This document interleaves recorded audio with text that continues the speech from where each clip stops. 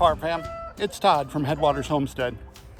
It's a sunny and 50-degree day in January here in Northeast Ohio. And while I'm loving this weather and the opportunity to get out and do some projects around the homestead, there is one downside to this warm spell that we're experiencing. And that is, with the warmer temperatures and all the moisture that we've had through rain and a little bit of melted snow, it is now very wet in places, including in the chicken run.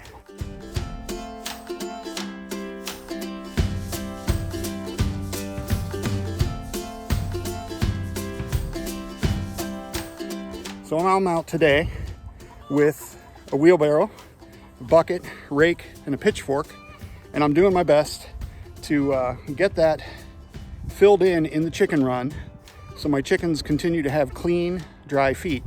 That's very important because with all this moisture in the ground and the chickens getting out and getting mud and dirt and all that good and bad bacteria that you find in the soil, if they've got small cuts or scratches on their feet, any place where there's damage, that's an invitation to get bumblefoot. So if you've got chickens and you're dealing with warm, moist weather like we are right now, and you find you've got a lot of mud, especially in the places your chickens frequent, places like in your chicken run, make sure you're doing everything you can to build up that area so they're not tracking through that mud and potentially getting exposed to that bacteria, potentially contracting infections like Bumblefoot.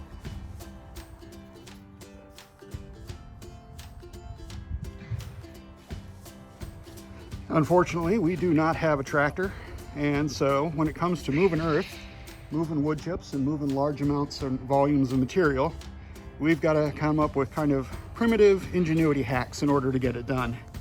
Now here, I've got 4 separate buckets in my wheelbarrow. This is working well right now, seeing as the wheelbarrow will not fit through the door that goes into the chicken coop. By filling these barrels up with the pitchfork up at my wood chip pile, I can bring that down. I can then take 4 barrelfuls in and spread them out inside the chicken coop.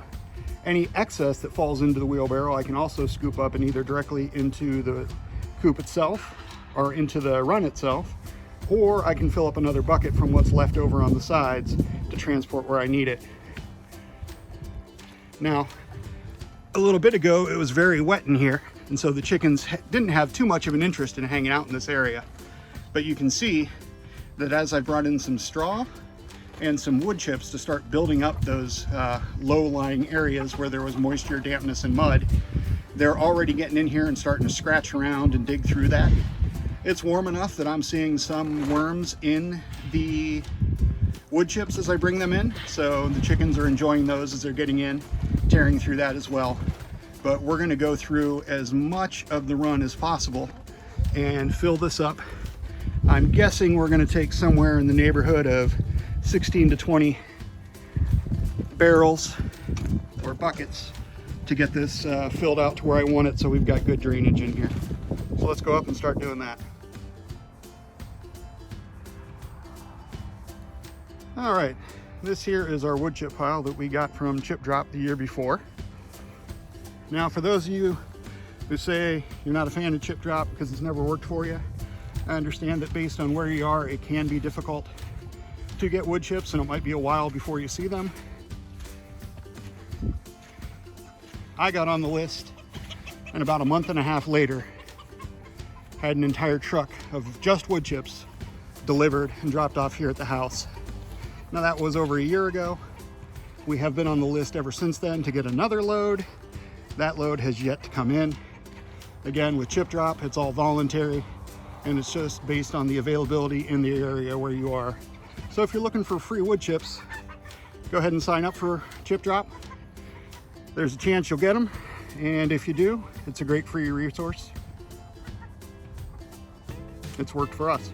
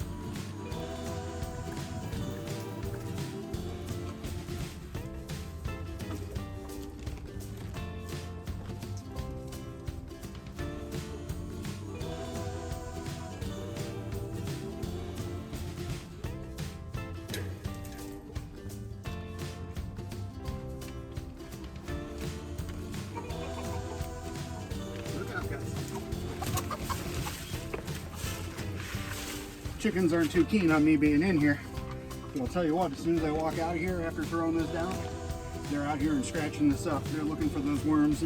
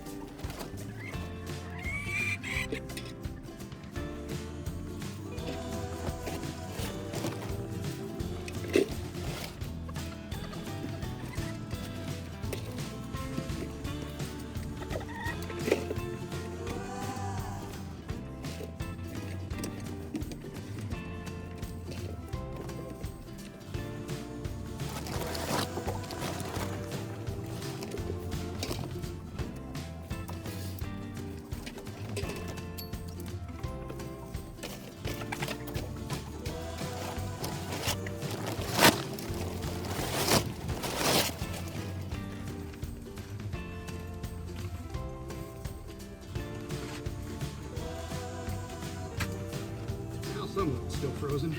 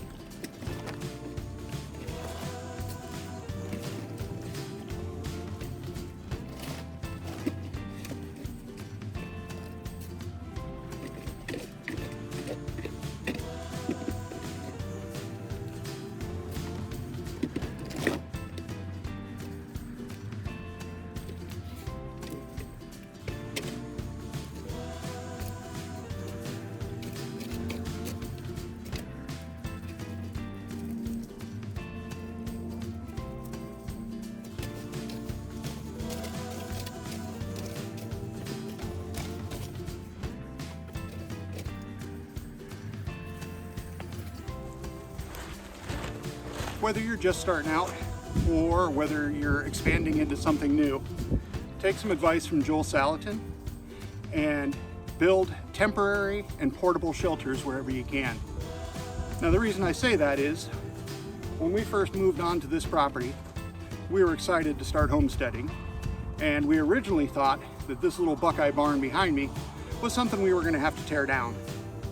But after getting inside, clearing it out, and there was a lot to clear out of it, after we emptied it out, we realized we could easily convert the back half of it into our chicken coop and use the front half for tool storage for the garden. So we didn't know that the building would stand up to being moved, so we were very cautiously elevated it, leveled it out, and that's where we built our coop. Unfortunately, it turns out that whenever we get a good amount of rainfall, water comes down the driveway, follows a natural kind of swale on the landscape that runs right through the center of this chicken run. That's why we're out here today, putting down wood chips and building this up so that there's a firm, solid surface here for the chickens to be able to walk across, keep their feet clean and dry, and reduce the incidences of bumblefoot. But what's nice is, like I said, we originally thought we were going to tear this barn down. So using it as a temporary structure, when we do get to a point where we build a more proper barn, one that will be able to house the chickens, the goats, and any other animals that we have here on the property, we'll be able to locate it in an area that we know will have a good dry run for the birds.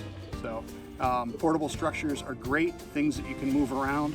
That way, if it doesn't work where you first thought or envisioned it, you can move it to an area where it may work better. And once you've got your systems down and in place, then you can start thinking about more permanent structures on your property. Maybe, just maybe, if I leave this run a little bit, you'll see what the chickens do when they come in here while I'm gone.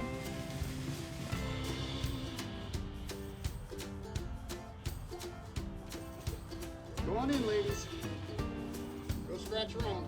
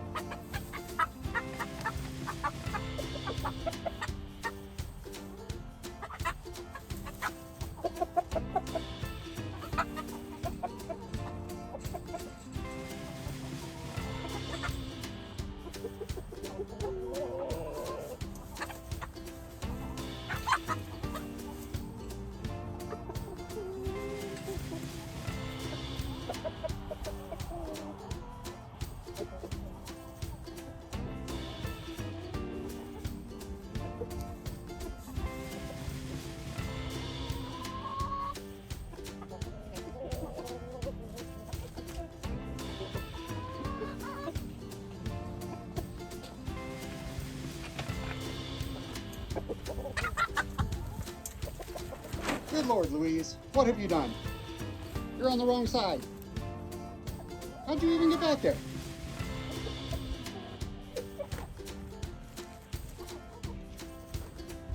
Hang on.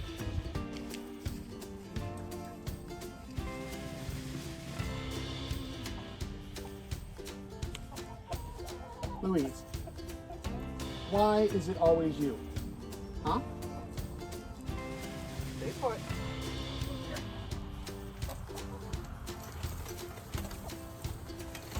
Come on.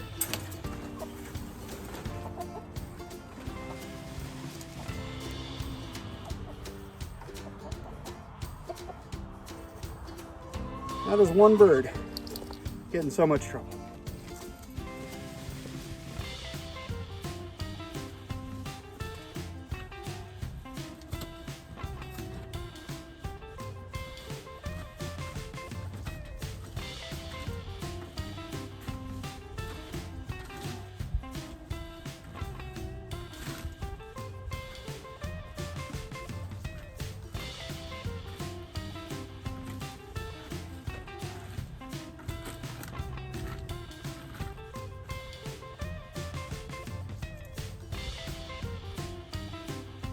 Well, that's 20 buckets full. And we've raised up the ground a little bit here. At least we don't have pooling water anymore. And the chickens aren't going to be walking through mud when they come through here. At least, hopefully not for a while. I'll probably have to come back out and freshen this up in the spring. But for right now, it looks like we've got rain moving in from the west. So I'm going to go ahead and finish up, put the tools away, and work my way back inside.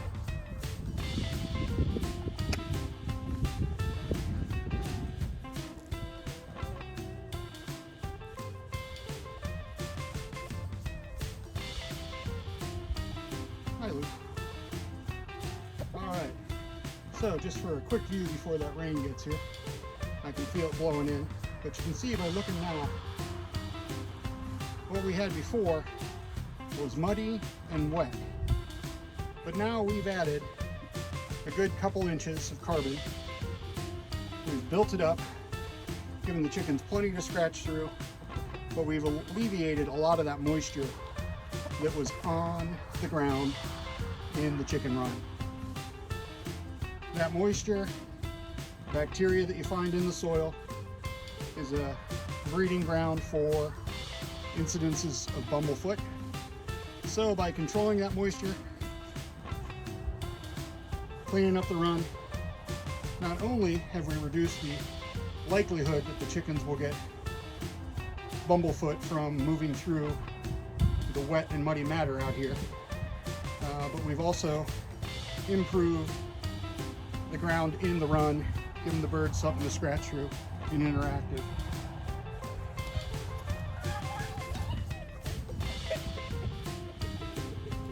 Oh, your birds, when you have moisture like that, you want to make sure you're looking at their feet, making sure that they're healthy, that you don't see any open wounds, any swelling, or any favoring of one foot over the other. Keep them dry, keep their feet healthy. You'll have healthy birds and not have to worry about incidences of bumblefoot.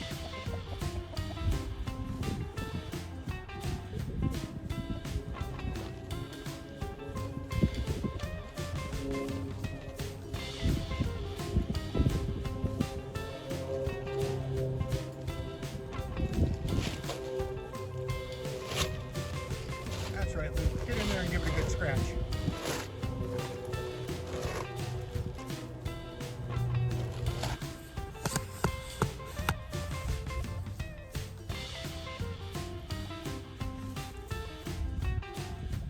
All right, farm fam. Hope you enjoyed hanging out with us this afternoon. Hopefully the weather's good where you are, and we're gonna get through winter quickly here. And come spring, we'll get some stuff in the ground. Hope you enjoyed watching. Have yourself a good day. Get yourself a good farm dog. All right. Until next time, farm fam. Bye. Let's go.